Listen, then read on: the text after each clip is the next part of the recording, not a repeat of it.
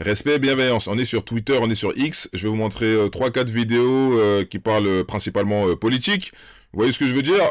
Première vidéo, Sandrine Rousseau vante le lesbianisme politique. Pour ceux qui pensaient encore que les injonctions déconstructivistes des féministes modernoïdes avaient une quelconque crédibilité, Sandrine Rousseau nous confirme qu'il ne s'agit de rien de moins qu'une offensive de harpie saphique. Ouh là là, compliqué tout ça là. Bon, on va Alors écouter. vraiment, je vous kiffe, mais vous n'imaginez pas la force que vous avez et la force que vous me donnez et que vous nous donnez.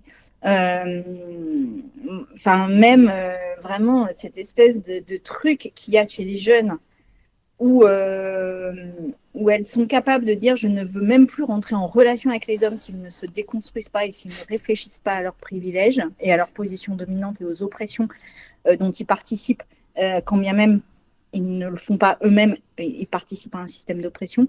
En fait, pour moi, c'est hyper puissant, mais hyper puissant. Et toute la montée du lesbianisme politique, parce que je pense que dans le lesbianisme, chez les lesbiennes jeunes, il y a vraiment une dimension politique pour une grande part d'entre elles. C'est ultra puissant, c'est-à-dire que ça va obliger à changer les hommes enfin, à ce que certains hommes changent de comportement. Mais si maintenant elles sont lesbiennes, elles ont rien à voir, elles sont pas concernées par le fait que les hommes doivent se déconstruire pour que elles se mettent en couple avec eux, puisqu'elles n'aiment pas les hommes, elles sont attirées par des femmes. Ou sinon, j'ai pas compris ce qu'elle a dit. Donc les femmes, elles disent, tant que les hommes ne sont pas déconstruits, je me mets pas en couple avec elles. Bah restez toute seule, qu'est-ce qu'il y a? Il y a que vous que ça va déranger. Hein. Il y a que vous que ça va déranger. Tu vois? Il y a assez de femmes sur Terre, et déjà en France, pour que les hommes non déconstruits trouvent des femmes qui les acceptent comme ils sont. Des femmes qui vont les accepter alors qu'ils ne sont pas déconstruits. Donc les femmes qui font la remontada des femmes là, en mode ah les hommes vous voulez pas vous déconstruire, on ne veut pas de vous, bah vous allez rester toute seule, c'est tout. Et il y a pas de mal avec ça, hein. C'est bien de rester seul aussi, c'est cool, tu vois. Vous n'êtes pas forcés, mais forcer les hommes à changer de comportement pour que vous mettez en couple avec eux, waouh. La majorité. Et donc, en fait, ou du moins se questionne sur les rapports de domination. Et moi, je trouve ça, mais vraiment tellement puissant. Bah c'est puissant, toi t'es tranquille, t'es marié, non? Je pense qu'elle a son mari tranquillement, elle voit son mari matin, midi et soir, enfin en tout cas le matin et le soir, tu vois? Donc elle est tranquillement mariée, ou en couple, et pendant que les meufs là dehors, là, on va dire les pauvres, hein, les tantines broke, bah sont là en mode, ah, tant que t'es pas déconstruit frérot, je me mets pas en couple avec toi. Et elle soutient ça. Oh mon dieu, oh mon dieu. En fait, elle fait en sorte que les femmes qu'on côtoie au quotidien souffrent, hein, se tire une balle dans le pied, alors qu'elle, elle est au beurre, hein. Elle est relax, tranquille, avec son mari. Oh mon dieu. Tellement puissant et vous êtes tellement fortes, les filles. Ouais. Continuez et faisons de la politique ensemble. Oh mon dieu, c'est quoi ces foutaises? Attendez, il y a des commentaires un peu là, parce que waouh. Sandrine Rousseau admet être responsable de nombreuses consultations chez le psy. Bon, on va écouter Je vite pense que fait. c'est parce que je dérange quelque chose et je dérange quelque chose de très profond dans la société, qui est un ordre social, qui est un ensemble de privilèges, qui est une domination dont une partie des attributs de la domination sont inconscients. Donc je les conscientise, je les verbalise, donc j'oblige les gens à sortir d'une zone de confort pour s'interroger en fait sur leur propre place dans la société, leur responsabilité, encore une fois ce mot. Et donc, je pense que je dérange quelque chose vraiment d'essentiel où il y a sans doute un peu de culpabilité, sans doute un peu de, de, de, volonté de ne pas être bousculé, de ne pas être dérangé, de ne pas être interrogé sur un mode de vie.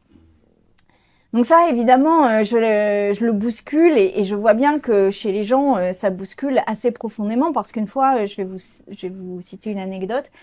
À l'Assemblée nationale, j'organisais avec Sébastien Pétavy un colloque des psychologues de France. Et il se trouve qu'à la table, il y a un psychologue qui a commencé à dire « Mais vous savez qu'on entend beaucoup parler de vous dans nos cabinets ». Et d'autres psychologues ont dit « Oui, c'est vrai, on entend beaucoup parler de vous dans nos cabinets ». Ça veut donc dire qu'on parle de ce que je porte politiquement à l'intérieur des cabinets de psychologues.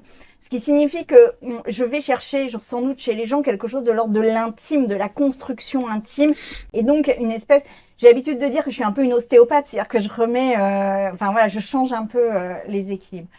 Donc ça, je pense que c'est parce que je bouge ça que j'ai autant d'adversité, que j'ai autant d'agressivité, que je dois faire face à autant de violence parce que... Mais parce que tu dis n'importe quoi. C'est parce que tu dis strictement n'importe quoi. Il y a certains qui s'interrogent sincèrement et il y en a d'autres qui refusent de s'interroger et qui du coup répondent par ce qu'ils connaissent le mieux, c'est-à-dire la violence. Vous vous imaginez faire partie de ces enfants? Oui, elle en a 3, les pauvres. Ouais, elle est mariée, elle a été mariée, je crois, elle est séparée, elle est divorcée là, je viens de regarder, elle est plus en couple, je sais pas quoi. Tu m'étonnes, qui peut rester avec... Je suis désolé, hein, mais qui peut rester en couple avec une femme qui réfléchit comme ça? C'est pas possible. Quand on sait à quel point les rapports de domination sont violents entre lesbiennes, c'est clair et net, c'est clair et net. Mais ça, on le dit jamais, hein. Ça, évidemment, on le dit jamais, hein. Bon, je vais pas lire ce commentaire parce que, bon, c'est un peu compliqué, c'est un peu chaud pour l'algorithme. Qu'est-ce qu'il dit, son homme déconstruit? Bah, elle a pas d'homme, elle est plus en couple, pas du tout. Ok, moi, je pensais que j'allais avoir des commentaires plus croustillants, mais désolé, les commentaires, ils sont pas top, là. Allez voir si vos enfants sont inscrits sur les listes électorales. Rachel Keke déclare, prenez l'exemple comme moi. Nous sommes 5. Quand les élections arrivent, je les réveille. Le vote, c'est 5 minutes. Tu as fini de voter, tu as fini de faire ton travail, va dormir. Meeting de Saran Diakité, tête de liste pour les municipales de Nogent-sur-Oise. Bon, écoutez ce qu'ils vont dire les gens là. La France insoumise, partout ils sont dans les villes, on va prendre ces villes. Moi je suis sûr, j'ai confiance. C'est fini, le moment de Dieu, on reste là. Les municipales ne nous intéressent pas, c'est fini ça. C'est fini. Après 5 ou 6 ans, on revient. Et on sera encore plus nombreux parce qu'on viendra avec nos enfants. On sera sur la liste avec nos enfants. C'est terminé. L'époque de ça ne m'intéresse plus là, c'est terminé. Le peuple dit non, tu es noir, tu es jaune, reste chez toi, on reste plus chez nous. On est dedans. T'es jaune. On est dedans. Et je remercie la France insoumise. Tu as compris, tu donnes la chance, tu vous donnes la chance, saisissez cette chance-là. Prenez les gens comme moi. Nous sommes 5. Quand les élections arrivent, tu les réveilles. Non, maman, après, non, tu te lèves ton pas. Tu te lèves ton pas, il n'y a pas d'après, tu te lèves ton pas. Et je vais mes enfants. Le vote, c'est 5 minutes, tu as fini de voter. Ah oui, mais j'avais sommeil. Va dormir. Tu as fini de faire ton travail, va dormir. Intéressez vos enfants à la politique. Intéressez-les. Qu'ils arrêtent d'être en bas des immeubles. Montrez-les le chemin. Que vos enfants fassent de la politique. Donc vous avez attendu que le RN soit aux portes du pouvoir, ou en tout cas que il y a beaucoup de Français qui votent pour le RN, qui soutiennent le RN, pour commencer à dire à vos enfants, oh, arrêtez de tenir les murs. Vous avez attendu tout ce temps-là. Il fallait que le RN monte en puissance, que Bardella et tous ses potes, la Zemmour, montent en puissance pour que ça vous réveille. Tu vois? Donc maintenant, le danger RN est là. Ah oui, en fait, j'ai des enfants, j'ai 3 enfants, j'ai 4 enfants, j'ai 5 enfants. Allez voter. Arrêtez de tenir les murs, allez voter. Oh, punaise. Oh, mon Dieu. Oh, mon Dieu. Mais ça, c'est la première étape, hein. Leur demander de... La première étape, c'est de leur donner envie d'arrêter de tenir les murs. La deuxième étape, c'est de leur apprendre la politique. Avant de leur dire d'aller voter pour tel ou tel parti. Déjà, on va commencer par ça, déjà. Tu vois, avant de leur dire, viens voter, t'as fini de dormir. Apprends-leur la politique. Et c'est pas en un an que t'apprends la politique, hein. C'est en plusieurs années, pour moi, mon avis. Tu vois, ou peut-être moi, je suis trop con, et je mets trop de temps avant de comprendre. Voilà. Tu vois. Mais, faut leur apprendre la politique. Hein, la gauche, la droite, le centre, nanana. Il faut leur apprendre l'histoire un petit peu. Et là, peut-être, ils vont se dire, bon, j'ai envie de voter, ouais, ça me plaît pas, non, je m'en fous. De toute façon, vous êtes tous des vendus, etc., etc. Moi, je pense que l'étape numéro 2, c'est celle-là. Et l'étape numéro 3, c'est, après, ouais, vas-y, viens, on va voter. T'as choisi, t'as compris, t'as choisi le parti qui te parle le plus, et vas-y, on y va. Mais leur dire, lève-toi, dors pas, alors que le gars, il a rien compris, il va voter juste au pif. Mais en fait, c'est pour ça que les gens de chez vous, là, ils sont élus. Parce que Théma, comment tu te comportes? Théma, comment vos électeurs, ils comprennent rien à rien, ils comprennent même pas pour qui ils votent. Ils savent même pas pour qui ils votent. Juste vote à gauche, vote les filles. Vas-y, après le reste, on s'en fout. Mais wesh, mon frère, arrête. C'est quel genre de parents, ça? ces mamans, à tous les papas, allez voir si vos enfants sont inscrits sur les listes électorales. Allez voir si vos enfants sont inscrits sur les listes électorales. Il y a beaucoup d'enfants qui auront 18 ans au mois de janvier. Allez les inscrire. Celui qui te dit la France se suit, je n'ai pas, tu dis mon frère, va dormir. Va voter Bardella, tu vas venir pleurer demain. Et si maintenant, bon je vais pas mettre parce qu'encore droit d'auteur, je sais pas quoi, mais si maintenant il vote à gauche et il pleure quand même. C'est possible, hein. Et s'il vote à gauche et il pleure quand même. Parce qu'il n'y a pas que Bardella, hein. Tu peux voter à droite et pas extrême droite ou pas super droite, hein. Tu peux juste voter à droite. Voilà, hein. Macron il a sa mec de droite, non? Voilà, les gens ont voté Macron et ils pleurent. Donc t'as pas besoin de forcément de voter extrême droite ou RN Bardella pour pleurer. Tu peux voter à droite Macron et tu pleures. Mais bon, bref. Moi, je m'y connais pas, je vais arrêter de parler parce que je sais que dans les commentaires, vous allez me ramasser. C'est bon, j'arrête. Je sais que Némésis est là. Mélissa, militante féministe d'obéissance gauchiste, revient sur la manifestation du samedi 22 novembre dernier à l'appel du collectif Nous Toutes Org. La sympathique Mélissa acte le problème posé aux professionnels du féminisme subventionné par l'activisme de Némésis. On se retrouve le cul entre deux chaises. Nous constatons que l'Agip-Prop est définitivement passé à droite. Bravo à Col Némésis. Ok, bon, on va écouter. Donc au début, moi j'étais en début de cortège, donc avec le cortège de Nous Toutes, etc. Il y avait beaucoup moins de monde que les années précédentes et ça fait un peu mal au cœur. Donc on voit que le féminisme a moins le vent en poupe, c'est un peu moins à la mode malheureusement. Parce que vous racontez des foutaises, il y en a beaucoup qui racontent des foutaises. Il y en a beaucoup qui ont compris qu'ils se retrouvent pas dans le féminisme. Elles veulent se mélanger avec tout le monde, l'ego, tu vois. Ah, elles veulent se mélanger avec le drapeau multicouleur, elles veulent se mélanger avec les noirs, etc., avec les maghrébins, avec les personnes racisées. Mais non, les féministes de gauche, c'est trop. Elles veulent réunir tout le monde pour avoir une plus grande puissance. On a moins de féminisme washing, mais on a moins de partisanes aussi et de partisans. Et donc en fait, elles ont dû disperser le cortège parce que du coup les antifas sont là, ils font une ligne pour tenter de nous protéger et surtout de marquer la distinction entre Némésis qui n'est pas un collectif féministe et qui n'a d'ailleurs pas convié, il tape totalement l'incruste. C'est pas un collectif féministe, Némésis. Bah pourquoi? Parce que dans leur groupe féministe, il n'y a pas de personnes racisées, c'est pour ça qu'elles sont pas féministes. Moi, j'aimerais bien qu'elle explique pourquoi elles sont pas féministes. Tout le monde leur a dit, vous ne devez pas venir. Et ils forcent vraiment.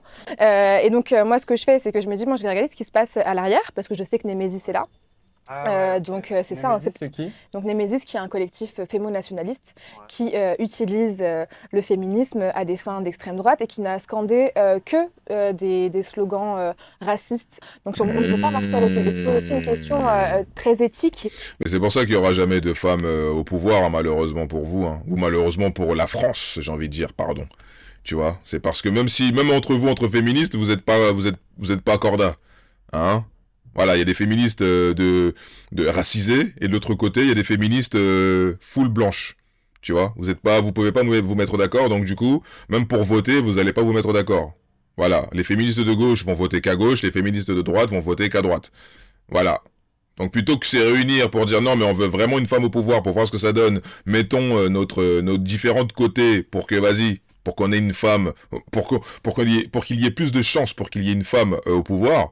Hein? Eh ben non, vous le faites pas. Parce que entre vous c'est la zizanie, etc. Mais je crois qu'il y avait un spécialiste qui l'avait prédit ça.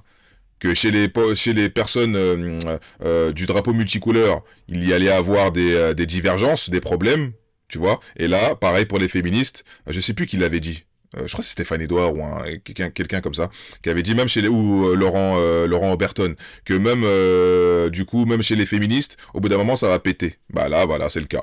Voilà, entre Némésis et les féministes toutes.org, là, je sais pas quoi. On se retrouve le cul entre deux chaises de qu'est-ce qu'on fait, et c'est les organisatrices qui ne savent pas encore répondre à cette question-là. Qu'est-ce qu'on fait en fait, parce qu'elles seront tout le temps là. Est-ce qu'on arrête de marcher parce que symboliquement, marcher avec l'extrême droite, c'est pas entendable, mais après il y a aussi une question de s'arrêter de marcher. Qu'est-ce que la symbolique aussi de s'arrêter de marcher pour la lutte féministe. Donc en fait, on est vraiment le cul entre deux chaises et ça permet aussi de rebondir, hein, donc de voir ces policiers-là avec la banderole féministe antifa retournée, au-delà du fait que bon, les antifas aujourd'hui sont devenus apparemment des fascistes pour les gens parce qu'ils ne lisent pas l'anti. Voilà, ils se sont dit non, c'est juste une inversion victimaire dont on a l'habitude. Donc il y a des fachos Et maintenant, il y a des antifascistes. Donc, tu es anti-facho. Ok. Ok. Donc, eux, ils ont le droit d'être là, antifa, anti-facho. Mais moi, si je dis je suis anti-féministe, je suis masculiniste, je suis un grand méchant loup, et il faut me cut de partout. Mais les antifas, eux, ils ont le droit d'être là, et ils ont le droit d'avoir une place dans la société, et ils sont mis en avant, on les met sur un piédestal. Ok, bon, ok. Ou peut-être j'ai mal compris. Désolé si j'ai mal compris. Désolé, Mélissa, j'ai mal compris. Bon, on va voir les commentaires vite fait. Tout à l'heure, les commentaires, c'était pas fameux, mais là, on va voir ce que ça donne. Elle dit qu'il faut plus de migrants ou pas. J'ai la flemme d'écouter. MDR. Ah non, elle dit pas ça du tout, hein. Encore un salon de thé improvisé dans un canapé pourri plein de cafards. MDR, point d'exclamation, point d'interrogation. Il est assez paradoxal de se dire féministe et de tapiner avec des voilés. Ouh là là, dont la religion est authentiquement d'extrême droite. Némésis ne serait pas féministe car d'extrême droite, si je comprends bien. Si le col Némésis est d'extrême droite, il n'est pas non plus djihadiste. Ouh là là, a priori, ouh là là. C'est donc peut-être le col Némésis qui doit se poser la question de continuer à marcher et non l'inverse. Ouh là là, les commentaires, ils sont hard. Nous protéger de Némésis alors qu'elles n'ont jamais été agressées de leur vie, mais que ce sont elles qui les agressent. Ok, prochain commentaire, c'est quoi? Elle refuse de marcher avec des fémo-nationamistes. Ouh là là, wow, c'est compliqué là, Twitter de nos jours. Mais accepte de le faire visiblement avec des voilés. Pas pour la violence, mais j'avoue que si une Iranienne m'arrave un jour cette péronnelle, je ne vais pas pleurer sur son sort. Ouh là là, les gens, vous êtes violents, c'est dingue. Je ne savais pas que l'islam était une religion compatible avec l'antifascisme. Ces fémino-gauchistes en carton préfèrent cracher sur Némésis plutôt que réclamer l'expulsion des vous connaissez la suite, étrangers, alors que leur expulsion réduirait mathématiquement le nombre de ok, en France. Voilà des aventuriers qu'on retrouve ivres sur la chaussée dès la matinée, MDR. Féministe extrême gauche, c'est bon. Féministe extrême droite, pas bon. C'est cela? Bah oui, c'est ça. Bah ouais, on va s'arrêter là. Oui, c'est ça, hein. C'est exactement ça. Toi, tu peux être féministe de gauche, mais de droite, t'as pas le droit. Ok, d'accord. Ok. Ok, bon, les gars. Bon, les gars, vous en pensez quoi? Crachez votre feu dans les commentaires. Restez branchés et laissez pousser.